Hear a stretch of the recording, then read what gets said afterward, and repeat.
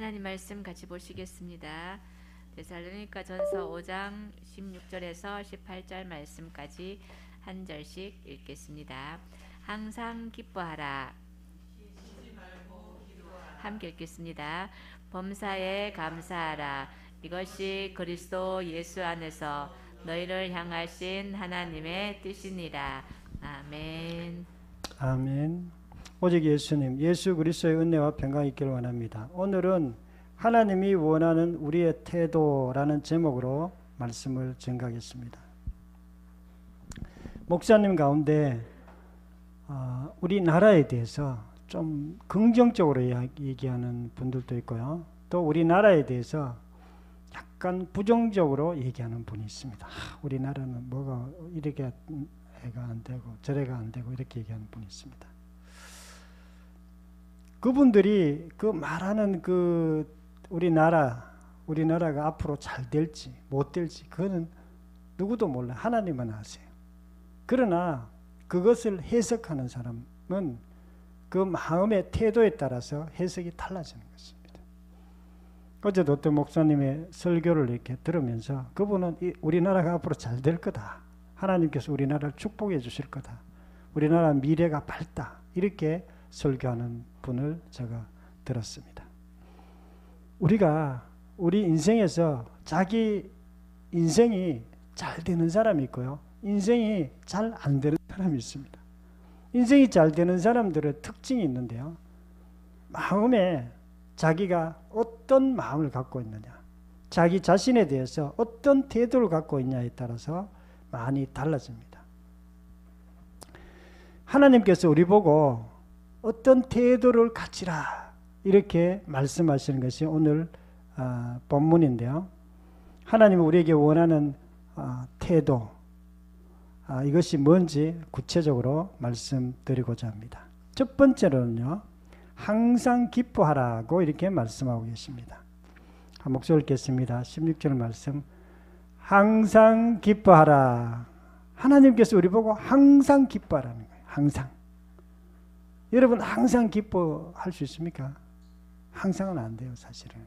왜 그러냐면 주변에 딴 사람이 슬퍼하고 힘들어하고 이러는데 자기만 웃고 있으면 안 되잖아요. 항상 기뻐하라는 뜻은요, 마음의 태도를 항상 기쁨의 태도를 갖고 있으라 이런 뜻이에요. 기쁨의 태도. 항상 기뻐할 수는 없지만 기쁨의 태도로 늘 살아라 이런 뜻입니다. 삶에 있어서 많은 문제가 있습니다. 오늘 간증에도 가족의 문제, 이혼의 문제가 있었습니다. 이런 문제도 있고요. 또 저런 문제도 있고 어떤 분은 질병에 대한 문제도 있고요. 많은 문제가 있지만 이 문제 가운데서도 하나님께서 우리가 항상 기뻐하라고 이렇게 말씀하십니다. 이게 하나님 마음이에요. 하나님께서 우리를 향하신 하나님의 뜻입니다. 하나님 우리에게 원하는 태도는요, 항상 기뻐하는 태도입니다. 반대로 마음에 조금만 마음에 안 들면 늘 원망 불평하는 사람이 있습니다. 이게 어떤 사람일까요?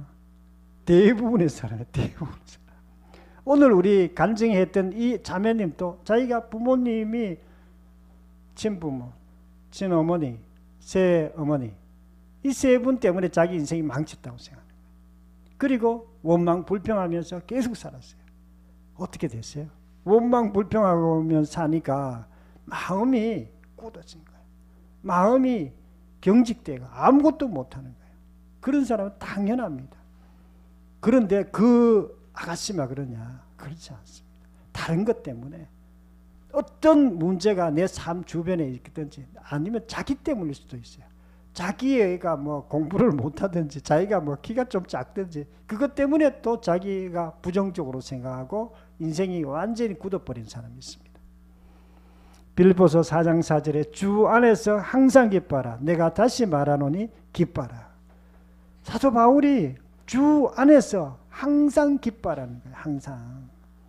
주 안에서란 말은요, 주님과 관계 속에서 그리스도 안에서 예수님을 주인으로 믿는 그 안에서 너희가 항상 기뻐하라는 거예요. 항상. 안 그러면 항상 기뻐하지 않을 수도 있습니다. 왜 그러냐면 우리는 우리의 시각으로 살기 때문에요. 내가 보기에 좋으면 기뻐할 수 있지만 만약에 우리가 보기에 좀 안 좋은 일이 생기면 기쁨이 안 나와요. 이거 큰일 났네. 나는 머리가 좀 나빠가지고 좀 이렇게 어려운데 이거 어떻게 하지? 그리고 기쁨이 안 나와요. 빌립보 교회도 문제가 있었습니다. 순두계하고 유오대 두 자매님이 싸웠어요. 늘 싸우는 거야. 둘이 교회 열심히 다니는데 싸우는 거야. 이 교회가 막 어수선한 거예요. 그런데 사도 바울이 기뻐하라는 거예요. 항상 기뻐하라. 너 상대방이 마음에 안 드는 부분이 있지. 그래도 너가 기뻐하라. 우리가 살다 보면 마음에 안 드는 우리의 삶이 있습니다. 사람일 수도 있고요. 다른 환경일 수도 있어요. 그래도 하나님께서 우리 보고 기뻐하라는 거예요. 그래도. 저는 군에 있을 때 항상 기뻐했어요. 왜 기뻐했나? 너무 힘드니까. 너무 군에 있는데 훈련도 너무 많고 조금만 잘못하면 고참인데 맞아요. 우리는요. 내하고는 군대 생활하고 안 맞더라고요. 그래도 내가 웃으면서 다녔어요. 항상 웃으면서. 고참들 앞에서도 웃고 또 이렇게 웃고 다녀요. 왜냐면 너무 힘들어가지고. 근데 딴 사람들은 내가 뭐 좋은 일이 있어가 웃는 줄 알아요. 그러나 좋은 일이 없었어요. 웃고 다니니까 그래도 살만하더라고요. 웃고 다니니까. 하나님이 우리를 향한 태도는 항상 기뻐하는 태도입니다. 우리가 기뻐하는 이 태도가 분명해야 돼요. 태도란 말은 우리의 마음의 중심, 마음의 기초를 얘기하는 거예요. 우리가 기뻐하는 태도로 살아라는 거예요.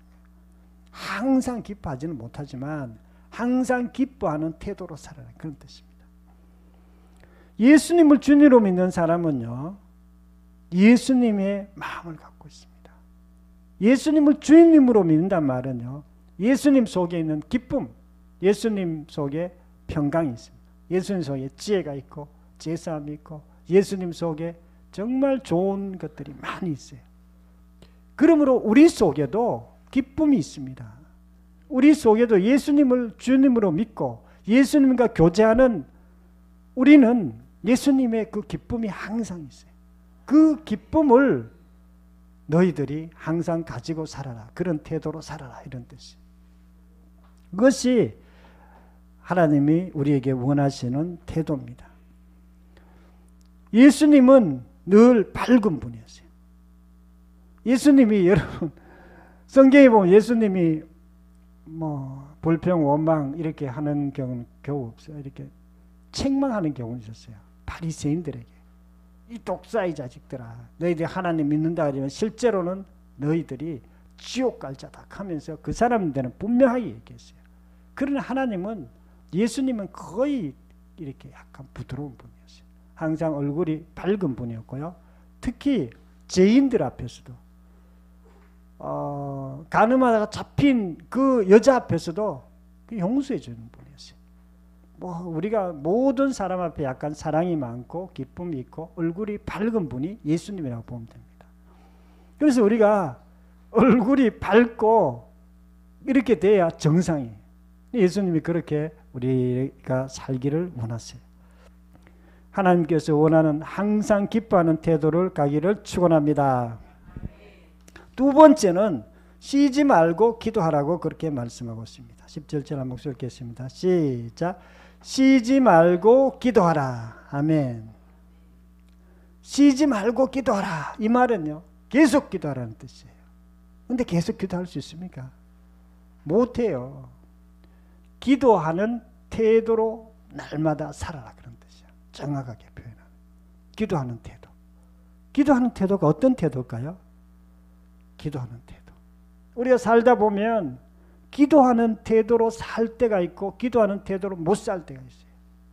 어제도 부자씨하고 차 타고 막 가는데 내가 조금 삐딱하게 가니까 이렇게 가라 저렇게 가라.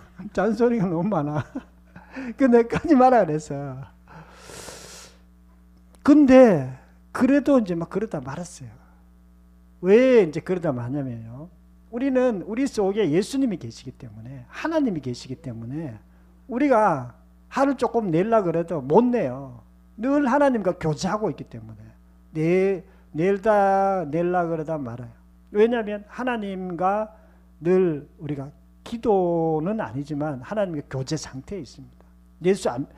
기도 안 해도 그게 정상이에요. 그래서 하나님이 항상 쉬지 말고 기도하라는 거예요. 쉬지 말고. 하나님과 늘 교제 상태에서 너희들이 살아라, 그런 뜻이에요. 많은 사람들이 자기 관심이 다른 곳에 있습니다. 청년 때는 이성에 관심이 많습니다. 또 고등학교 때는 공부하는데 막 신경을 바짝 써요. 이제 나는 대학교 가야 돼. 거기에 바짝 신경 씁니다. 또 나이가 조금 한 30대 넘어가면 성공하려고 그래요. 성공에 돈 많이 벌고 높은 지위에 올라가 성공하려고 인생에 막 거기에 신경을 많이 씁니다. 또 어떤 사람은 또 건강에 신경 씁니다. 이제 연세 많은 분들은 자꾸 아파요. 저도 조금 아픕니다. 많이는 아픈데 어디가 막 어제도 막 걸어 다니는데 다리도 아파.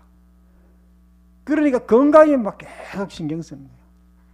전에 대학 다닐 때는 저는 막 머릿속에 늘 책에 그 내용들이 가득했어요. 그런데 하나님은 너희들이 그렇게 하지 말고 항상 기도하라는 거예요. 하나님께 좀 관심 가지라는 거예요. 하나님과 늘 교제하라는 거예요. 하나님이 머릿속에 마음속에 예수 그리스도가 항상 있게 하라. 깊이 있게. 그게 기도하라는 뜻이에요. 기도하는 태도를 가지라는 거예요. 항상. 하나님이 우리에게 원하는 태도는요, 늘 기도하는 태도입니다. 주님과 교제하는 마음을 말해요. 시편 131편에 너무 큰 것을 가지려 나서지 않으며 내 마음은 고요하고 평온합니다. 어머니 품에 안겨져 있는 듯이, 이렇게 얘기하는데요. 우리가 예수님 품에 안겨 있는 듯이 항상 살아라는 뜻이에요. 예수님 품에 안겨 있는 듯이. 이게 그렇게 돼야 두려움이 사라집니다. 우리 살다 보면 두려움이 있으면, 오늘 또 찬양이 두려워하지 말라는데 두려워 안 하려고 그래도 두려움이 자꾸 생깁니다. 왜 그런지 아십니까? 세상을 자꾸 바라보기 때문에. 세상에 막 이런 걸 막 바라보니까 나는 그거 안 돼. 할 수가 없어. 할 수도 없고 세상 것이 너무 이렇게 거대해 보이는 거예요. 나는 거기 올라갈 수도 없을 것 같기도 하고, 그리고 나는 좀 나약하고 잘 못할 것 같기도 하고. 왜 그렇습니까? 세상을 바라보니까. 예수님은 그렇게 하지 말라는 거예요. 너희들이 세상만 바라보지 말고 예수님을 집중해서 바라보라는 거예요. 그리고 예수님 안에서 세상에 있는 것을 바라보라는 거예요. 세상이 아래로 보입니다. 그러면 세상이 아래로 보여요. 저도 어제 서울 갔는데 세상이 좀 아래로 보이더라고요. 옛날에 서울 가니까 건물도 크고 너무 조금 부러웠는데 하나도 안 부러워. 왜냐하면 예수님 안에 있기 때문에 세상에 이런 것들이 별거 아니라는 걸 제가 알기 때문에 그렇습니다. 그 사람들 속에 그 힘들고 찌들고, 어제 식당에 갔는데 아주머니가 막 엄청 그 장사가 잘 되는 곳이에요. 근데 너무 힘들어 보이더라고. 하루 종일 그 사람은 막 서빙하느라고 막 힘들게 살더라고. 그래서 왜 그렇게 보이냐면요, 우리가 그리스도 안에 있으면 우리가 그렇게 보입니다. 우리가 항상 기도하는 상태에서 보이면 하나님의 시각으로 인생을 보기 때문에 인생이 제대로 보여요. 세상이 제대로 보입니다. 세상이 어둠이라는 걸 알고요. 세상이 마귀의 지배에 있다는 걸 알고요. 세상에 그 성공을 설마 얻었다 그래도 그 아무것도 아니라는 걸 우리가 알기 때문에 우리가 그런 것 때문에 너무 이렇게 염려하지 않습니다. 세상 바라보면 반드시 염려하게 돼요. 두려워하게 되어 있습니다. 예수님이 너희들 그렇게 하지 말고 항상 기도하라는 거예요. 기도의 태도로 살아라는 거예요. 그리스도 안에서 주님과 교제하면서 그렇게 살 때에 너의 인생들이 잘 풀릴 거라는 거예요. 정말 그럴 때 우리 속에 놀라운 일들이 일어납니다. 왜 그러냐면요, 요한복음 10장 10절에 보면 도적이 오는 것은 도적질하고 죽이고 멸망시키는 것뿐이요 내가 온 것은 양으로 생명을 얻게 하고 더 풍성히 얻게 하려는 것이라고 이렇게 말씀하셨어요. 예수님 안에 있을 때 우리가 풍성한 삶이 있습니다. 예수님 안에 있을 때 생명의 삶이 있어요. 그 생명의 삶이 기쁨이고 평안이고 천국이에요. 그러나 우리가 세상을 바라보면요 세상 속에는 어둠, 불안함, 염려 이런 것들이 계속 쏟아져 나오는 거예요. 예수님은 너희들이 항상 기도하라는 거예요. 기도. 그래야 우리 속에 생명이 계속해서 들어오는 것입니다. 하나님이 원하시는 우리의 태도는요 늘 기도하는 태도입니다. 생각에 내 마음에 항상 예수님을 향해 있어야 돼요. 어떤 어려움 가운데 있을지라도 내가 뭐 부족한 게 많죠. 내가 뭐 몸이 연약할 수도 있고 머리가 좀 똑똑하지 않을 수도 있어요. 어떤 사람은 좀 부족한 부분이 많을 수도 있어요. 상관없습니다. 우리 마음만 예수님에게 항상 향해 있고 기도의 마음만 정확하게 되어 있으면 세상의 그 어떤 것도 별로 두려워하지 않아도 됩니다. 하나님께서 나는 이런 거 할 수 있다. 내가 그리스도 안에서 모든 것을 할 수 있다. 실제로 내가 또 기도하면 하나님이 도와주신다. 내 현재도 내 미래도 하나님께서 반드시 도와주신다. 이런 것들이 우리 마음에 생겨요. 실제로 그렇게 됩니다. 저는 김진홍 목사님을 좋아해요. 그분 왜 좋아하냐면 그분은 정말 어렵게 막 그 빈민초에서 목회하면서도 너무 이렇게 감사하는 마음 그런 어떤 하나님과의 교제를 잘 했던 분이에요. 지금도 뭐 나이가 87세인가 이런데도 84세인가 이런데도 아직까지도 열심히 목회하고 있고 또 열심히 또 밭에가 일하고 있고 항상 마음이 그런 어떤 기도하는 마음이 잘 돼 있어요. 그리고 또 늘 실제로 그 삶이 그때부터 시작해가 지금까지 계속해서 하나님과 가까운 그런 삶을 살고 있는 것을 봅니다. 늘 기도하지 않으면 마음에 답답함이 생깁니다. 마음의 평강이 무너져요. 그러나 반대로 우리가 늘 기도하면 하나님의 교제로 말미암아 우리 속에 기쁨이 생기고 우리 속에 평강이 생기고 우리 속에 두려움이 사라지게 되어 있습니다. 늘 기도함으로 말미암아 하나님이 기뻐하는 태도가 되기를 원합니다. 세 번째는요. 범사에 감사라고 이렇게 말씀하고 있습니다. 18절 말씀 한 목소리 읽겠습니다. 시작. 범사에 감사하라. 아멘. 범사에 모든 일에 감사라는 거예요. 모든 일에. 유카리테오라는 단어예요. 능동태. 하나님이 너희들이 감사하는 태도로 살아라 이러는 거예요. 감사하는 태도. 여러분 환경이 어떻습니까? 여러분 좀 환경이 좋은 분도 있고 또 어떤 분은 환경이 나는 환경이 조금 안 좋아 이렇게 생각해요. 저도 환경이 안 좋다고 생각했어요. 우리 아버지는 뭐 늘 약간 폭군이었어요. 폭군. 나는 우리 가정은 조금 안 좋아. 나는 머리도 좀 안 좋아. 우리 형님보다 안 좋아. 동생보다도 안 좋아. 이렇게 생각했어요. 그런데 하나님께서는요. 여러분이 어떤 환경 가운데 있든지 항상 감사하는 태도로 살아라 이렇게 말씀하고. 감사하는 사람은요. 다릅니다. 감사하는 대로 돼요.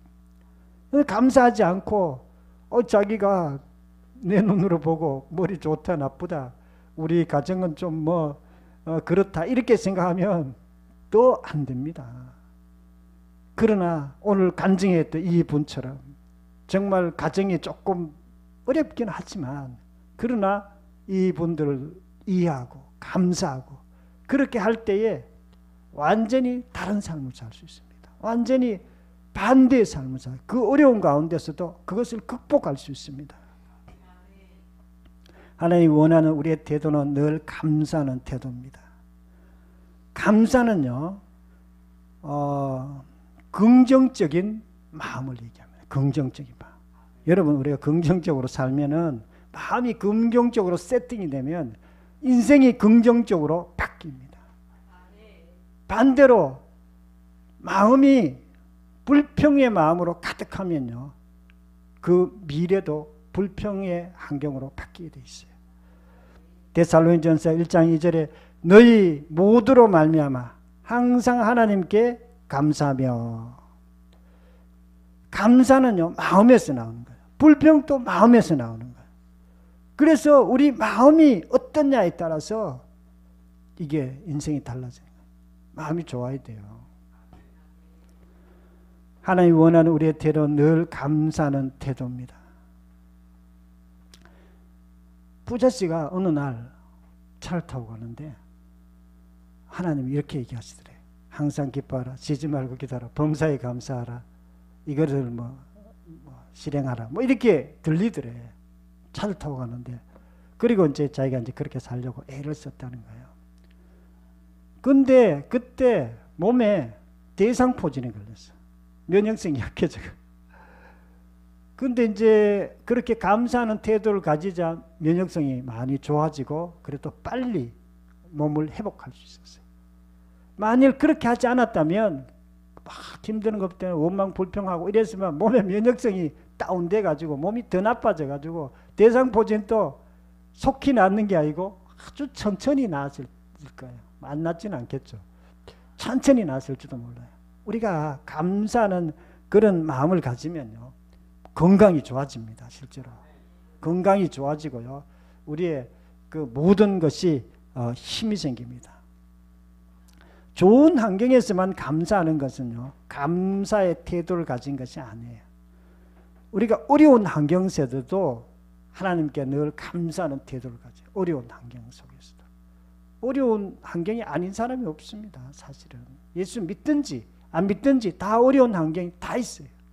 그래도 하나님 앞에서 감사하는 태도를 하나님께서 가지라고 이렇게 말씀하고 있습니다. 왜 그러냐면요, 예수님은 우리가 잘 되기를 원하세요. 그리고 예수님 마음에 감사하는 그런 마음들이 있습니다. 예수님은요, 우리가 예수님을 주인으로 믿으면 예수님 안에 있는 그것을 우리도 함께 가지게 되는데요, 예수님의 관점을 가지게 되는 거예요. 예수님의 관점. 우리가 내 관점을 갖고 내 인생을 보면, 나를 보면 원망 불평밖에 나올 게 없어요, 사실은. 그러나 예수님을 주인으로 믿으면, 예수님을 내 마음의 왕으로 믿으면 내 시각이 바뀌는 거예요. 나를 보는 내 시각도 바뀌는 거예요. 예수님 관점에서 나는요, 항상 기뻐하는 자, 항상 감사하는 존재고, 그리고 왕 같은 제사장이고, 하나님의 사랑을 받는 자녀고, 하나님이 늘 도와주는 자가 나예요. 그런데 내 관점에서 나를 보면 나는 부족하죠. 우리 형제보다도 부족하고 내 머리도 그렇게 똑똑하지도 않고 그렇습니다. 상관없어요. 우리가 예수님을 믿기만 하면 예수님 안에서 내 관점이 다 바뀝니다. 바뀔 뿐만 아니라 정말로 감사하는 자로 우리가 살아갈 수 있습니다. 감사하는 것은요, 마음이고 하나님께 감사하는 그런 태도를 하나님께서 우리에게 가지기를 원합니다. 반대로 원망 불평이 가득한 것은요, 우리를 망하게 합니다. 왜냐하면 자기의 자존감을 낮추기 때문에. 우리가 불평하면요, 환경이 나빠지는 것 같지만 사실은 내가 나빠져요. 내 마음이 나빠져요. 내 마음의 자존감이 떨어져요. 내 마음의 자존감이 떨어지면요, 내 삶 자체가 떨어지게 되어 있습니다. 늘 감사함으로 하나님이 원하는 최고의 마음을 가지기를 축원합니다. 사랑하는 성도 여러분, 오늘은 하나님이 우리에게 원하시는 태도에 대해서 말씀드렸습니다. 하나님은 우리가 이 땅 살면서 잘 되기를 원하세요. 정말 이 땅에서 행복하게 살고 기뻐하며 살고 이 땅에서도 정말 풍성한 삶을 살기를 원하세요. 그래서 우리 보고 너희들이 마음의 태도를 가지라고 이렇게 말씀해요. 그 태도는요, 항상 기뻐하는 태도, 항상 기도하는 태도, 항상 감사하는 태도, 이런 태도를 가지고 살아라고 이렇게 말씀하고 있습니다. 그러면 우리 인생이 완전히 달라집니다.